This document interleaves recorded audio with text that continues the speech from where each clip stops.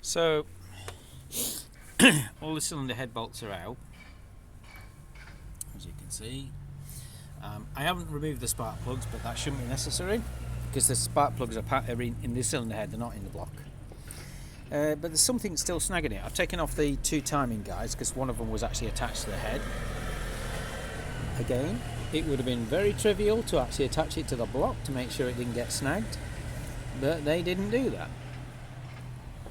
So what I need to do is see what's round the back.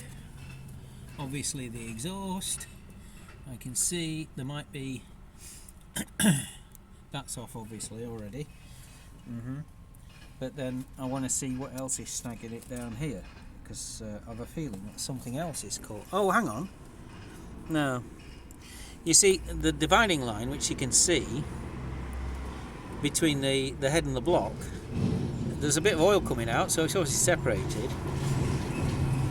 It might just simply be the actual gasket itself that's kind of glued it down. But I don't know, so I want to see, and there's plenty of videos taking heads off, so I'm going to just check that first. I've tried rocking it a bit, but it's just not coming away. The exhaust is separated down at that joint there, you see, so that's not the problem.